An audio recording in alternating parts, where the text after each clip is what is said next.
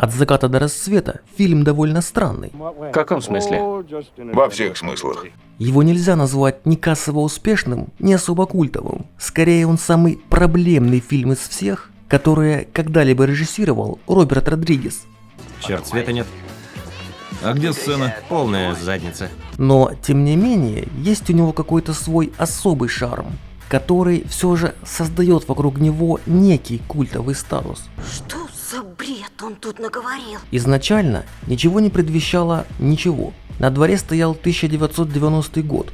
Квентин Тарантино работал продавцом в видеосалоне и попутно писал сценарии «Прирожденные убийцы», «Настоящая любовь» и «Бешеные псы». Роберт Родригес еще не успел стать участником медицинских экспериментов, а его друг не заложил свой участок земли, дабы они смогли наскрести $7000 на первый полнометражный фильм Родригеса. Впрочем, Роберт уже успел снять короткометражку «Изголовье кровати», актерами в которой выступали его младшие братья и сестры, благо их у него было в достаточном количестве. Единственный, кто по-настоящему тащил во всей этой движухе, это Роберт Курцман. Он уже успел поработать над спецэффектами в фильмах «Кошмар на улице Вязов 3», «Кошмар на улице Вязов 5», «Дрожь земли», «Зловещие мертвецы 2». Короче говоря, Курцман и его студия визуальных эффектов и грима K&B FX Group в Голливуде была на хорошем счету. И вот как раз таки Курцман и придумал сюжет «От заката до рассвета», вдохновившись такими фильмами, как «Нападение на 13-й участок» 1976, к которому в фильме есть прямая отсылка. На футболке у Скотта написано «13-й участок» и «Гонка с дьяволом». Изначально фильм задумывался Курцманом как низкобюджетный инди-проект в стиле фильмов, которые показывали в драйв-ин кинотеатрах, которые Курцман часто посещал в детстве. Драйв-ин – это кинотеатры на открытой местности, и из-за их особенностей в виде отсутствия крыши, да и вообще отсутствия кинотеатра как такового, фильмы там крутили от заката до рассвета. Откуда, собственно говоря, фильм и получил свое название. Хватило Курцмана, правда, только на сценарий размером в 20 страниц, и поэтому он принялся искать сценариста, который бы расширил его произведение до вменяемого размера. И тут, очень кстати, его приятель Скотт Шпигель, который в свое время жил в одном общежитии с Сэмом Рэйми, Итаном Коэном, Джоэлом Коэном, Фрэнсис Макдорманд. Короче говоря, кто там только в той общаге не жил. Но именно с Сэмом Рэйми Шпигель написал сценарий «Зловещих мертвецов 2», а Курцман в том фильме работал над гримом. И вот Шпигель и посоветовал своему гримеру обратить внимание на одного никому неизвестного продавца видеокассет, который уже настрочил 3 своих вышеупомянутых сценария. И когда Курцман прочел их, то понял, что Квентин, как никто другой, подходит для написания истории про психов с вампирами. Слушай, тупоголовая целка, это Джек Скагнетти. Бросай пушку быстро! Пошел ты, Скагнетти! Я отрежу ей сиськи! Давай, Скагнетти, мы вставим ей силикон!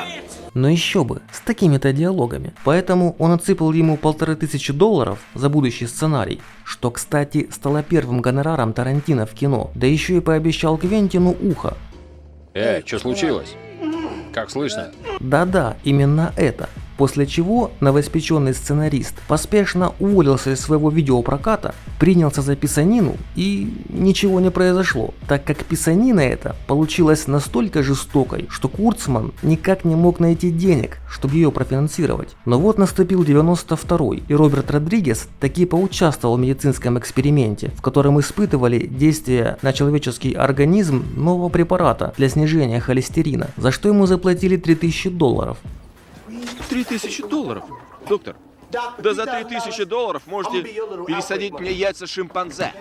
А его друг Карлос Гильярдо, он же главный герой их будущего фильма, таки заложил свой участок земли за $4000, что позволило им скинуться и снять наконец первый полнометражный фильм Роберта Родригеса «Музыкант». Квентин в том же 92-м также дебютировал в качестве режиссера со своим фильмом «Бешеные псы», после успеха которого он уже на следующий день проснулся знаменитым, поехал с ним на кинофестиваль в Торонто и там познакомился с Робертом Родригесом, который представлял на нем своего музыканта. Но Роберт Курцман все это время упорно продолжал таскаться по всему Голливуду со своим слишком жестоким сценарием. В 93-м по сценарию Тарантино вышел фильм «Настоящая любовь».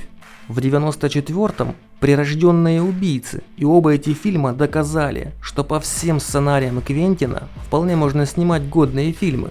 По всем, кроме «От заката до рассвета». Потому что Курцман все так же таскался с ним по Голливуду, и ничего не происходило. Все считали его слишком вульгарным и жестоким. У продюсеров просто лезли на лоб глаза, когда они переворачивали страницу криминального боевика, видели там вампиров. Какая чушь! 2 фильма в одном. И так как производство фильма было под большим вопросом, Квентин Тарантино обратился к Роберту Курцману с просьбой взять из него один небольшой монолог, чтобы использовать его в своем новом фильме. И совершу над ними великое мщение и свое наказание яростное над всеми теми, кто замыслил отравить братьев моих. И узнаешь ты, что имя мое Господь, когда совершу над ними мое мщение. Да-да, изначально это должен был произнести Джейкоб перед финальной схваткой с вампирами. Вообще, после выхода «Криминального чтива» в 94-м, кое-что все-таки произошло. Мы рады? Да, мы рады. И то, что еще вчера казалось совершенно нелепым, вдруг стало авангардным, новаторским. Это же 2 фильма в одном. Кто бы мог подумать, что в общем не помешало положить старту съемок только в 95-м и позволило за это время Роберту Родригесу снять «Отчаянного», куда заглянул уже ставший его другом Квентин. Попробую угадай. Он не прошел проверку. А ты? Ты нам подходишь. А самому Квентину угодить в больничку, но только не для того, чтобы подлечиться, а для того, чтобы снять один из эпизодов скорой помощи под названием «Материнство». И след Квентина здесь виден невооруженным взглядом. Она увела моего парня, а теперь еще и нож мой стащила. Пусть она сдохнет. Ты, сука, посмотри, что ты со мной сделала. Ты мне ухо отрезала. Но он здесь не только наследил, но еще и обратил внимание на актера, сыгравшего доктора Дугласа Росса. Изначально режиссером «От заката до рассвета» должен был стать сам Роберт Курцман, но по его утверждениям он настолько устал за эти 5 лет оббивать пороги голливудских киностудий, что от этой должности предпочел отказаться и предложил занять ее Тарантино. Однако Квентин также предпочел откланяться, так как решил сосредоточиться не на режиссуре фильма, а на собственной актерской игре. Ведь Тарантино, помимо написания сценариев и режиссуры, также изучал актерское мастерство, а преподавала его ему Бренда Хиллхаус, которую он снял в той самой скорой помощи. Да еще и пригласил в фильм «От заката до рассвета», чтобы всем наглядно показать, что будет с теми, кто попытается его чему-то научить. Вместо себя он предложил усадить в режиссерское кресло Роберта Родригеса, с которым они, помимо всего прочего, еще и успели снять 2 новеллы в фильме «4 комнаты». На роль Сета Гекка изначально рассматривались Майкл Мэдсон, Тим Рот, Кристофер Уокен и даже сам Стив Бушеми, но все они по тем или иным причинам предпочли откланяться. И вот тогда Тарантино и вспомнил доктора Росса из скорой помощи. И к тому же и Квентину, и Роберту показалось весьма забавным, что тот самый доктор, который еще вчера спасал людям жизни, уже сегодня превратится в того, кто будет эти самые жизни отнимать. Так в картине оказался Джордж Клуни, и та самая татуировка Сета, о которой, кстати, я в детстве мечтал, Дурак малолетний, была добавлена его персонажу именно с его подачи. А сам Клуни взял ее из новозеландского фильма 94 года «Когда-то они были воинами», в котором, перед тем как устроиться работать на Маяк и стать отцом Аквамену, успел навести шороху Темуэра Моррисон. Но на татуировке Джордж Клуни не остановился и решил добавить в фильм кое-что еще. Когда Сантанико Пандемониум во всех красках описывает Сету его незавидное будущее, будешь моим рабом. Человеческой крови ты недостоин. Будешь кормиться кровью бродячих собак. тот, не особо-то обрадовавшись данной перспективе, ей отвечает: Не, спасибо, я уже был женат. Этой фразы изначально в сценарии не было. Причем интересно то, что за пару лет до съемок Джордж Клуни развелся. Совпадение? Может быть. Самой же Сантанико Пандемониум, перед которой следует трепетать и падать на колени, в первой версии сценария не было вообще. Этого не может быть. Вместо нее там была блондинка Смерть. Этого не может быть. сам в шоке. И Тарантино специально переписал свой сценарий под Сальму Хайек. Ну еще бы, в отчаянном из-за нее машины сталкивались. Однако Хайек не спешила появляться в фильме из-за того, что ей приходилось в нем танцевать с питоном, а у актрисы была змеиная фобия. Но когда хитрый Квентин сказал ей, что ее место с радостью займет королева поп-сцены, которая появлялась в одной из новелл в 4 комнатах под названием «Люкс для новобрачных», недостающий ингредиент, и хотя Квентин режиссировал совсем другую новеллу «Пентхаус. Человек из Голливуда», нельзя исключать, что он вполне мог перекинуться с Мадонной парочкой слов. Так что правда это или нет сказать сложно, но для Хайек этого казалось достаточно. И она согласилась сразу. Правда, актрисе пришлось 2 месяца пообщаться по этому поводу с психотерапевтами. А вот кого не пришлось уговаривать принять участие в фильме, так это Джульетт Льюис, исполнившую роль Кейт, потому что она сама в него напросилась. Причем и Квентин Тарантино, и Роберт Родригес даже мечтать об этом не могли. Им казалось, что эта роль слишком маленькая для такой актрисы. Ведь Льюис еще в свои 18 успела побывать номинанткой на премию «Оскар» за роль второго плана в фильме «Мыс страха» 91-го. Но особенно их впечатляла ее актерская игра в фильме «Прирожденные убийцы» по одному из тех самых 3 первых сценариев Тарантино. Эти ребята вообще считали Льюис одной из лучших актрис своего поколения. Как же все изменилось, правда? Забавный факт произошел с Фредом Уильямсоном, бывшим игроком в американский футбол по прозвищу Молот, а также продюсером фильмов об угнетении чернокожих, еще до того, как это стало мейнстримом. У Молота было 3 правила для съемок в кино, и для его участия нужно было выполнить минимум 2. Первое. Его нельзя убить в фильме. Второе. Он должен выиграть все бои. И третье. Он получает девушку в конце фильма. Ну что ж, как говорится, Том Савини, исполнивший роль секс-машины, оказался в фильме потому, что и Роберт Родригес, и Квентин Тарантино были его фанатами чуть ли не с самого детства. Причем примечательно то, что изначально в сценарии его описание больше походило как раз под персонажа Уильямсона, но когда Савини получил сценарий, то его заинтересовал именно секс-машина, поскольку у него были более крутые реплики и крутое имя. Поэтому, отправляя запись видео Родригесу, он решил зачитать именно реплики секс-машины. Hey, what's your name, girlie? Yeah, me? Sex Machine. Pleased to meet you, Kate. Let's go stick these sucker fuckers. И режиссеру они настолько понравились, что в конечном итоге персонажа переписали под него. Ну а Харви Кейтель, исполнивший роль Джейкоба, так вообще был частым гостем в фильмах, к которым был причастен Тарантино. Нравится он мне. Сердце так и колотится. Чуть инфаркт не хватил. А здесь так вообще он считался главной звездой. И вот когда весь ансамбль оказался в сборе и пора было приступать к съемкам, на них наехали и АЦ, профсоюз, защищающий интересы работников кино, начиная от дворника и заканчивая режиссером. И АЦ были не в восторге, что фильм с довольно внушительным бюджетом снимается не состоящей в профсоюзе съемочной группой. Ребятки, у вас тут фильм стоимостью $19 миллионов.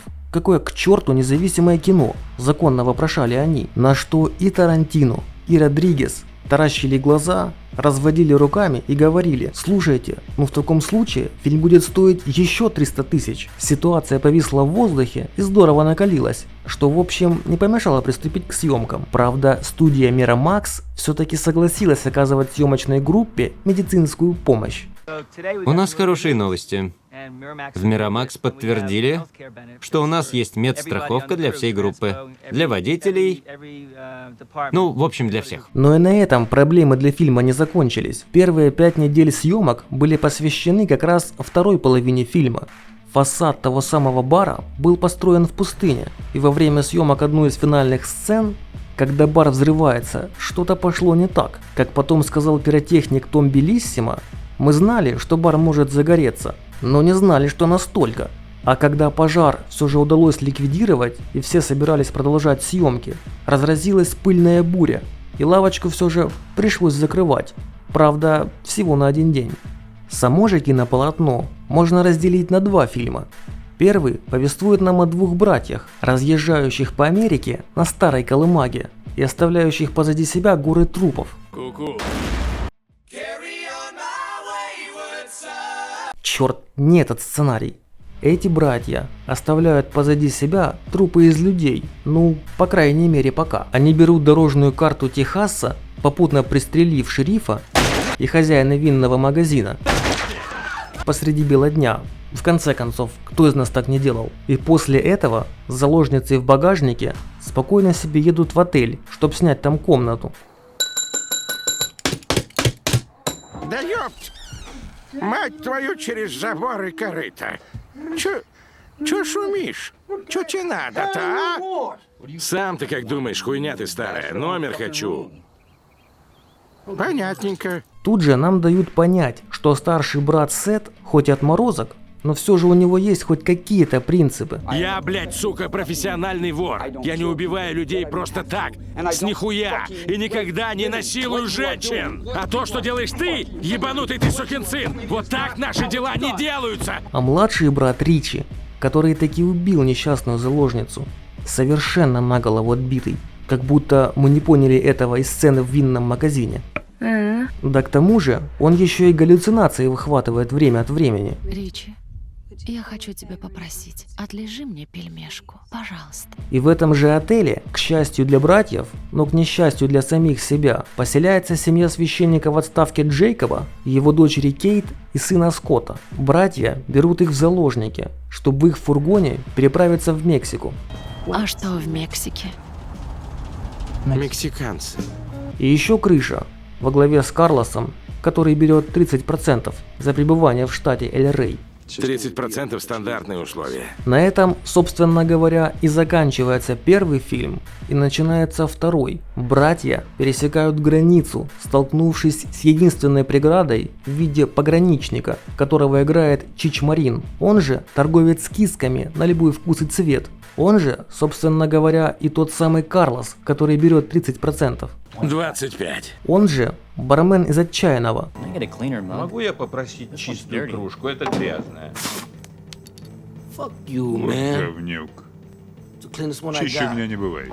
Но это и так, к слову. Вся компания заходит в бар и понеслась. Мясо, матюки, убийства и голые сиськи. Но обо всем по порядку. Ничего не предвещало беды. Обычные дружеские посиделки. 3, раз, два, 3. Милые разговоры. Ты, блядь, такой неудачник, что не замечаешь своей победы. Как ты меня назвал? Но после небольшого инцидента тамошние дамочки решили показать свою истинную сущность. И началась кровавая вакханалия. В прокат фильм вышел 19 января 1996 года и провалился в Америке, собрав при 19-миллионном бюджете 26 миллионов. И поэтому Родригес на пару с Квентином спродюсировали еще 2, которые были приняты еще хуже. Правда, они выходили сразу на видео. Ну, тут уж разумеется, всем все стало понятно. И что бы сделал каждый нормальный человек в данной ситуации?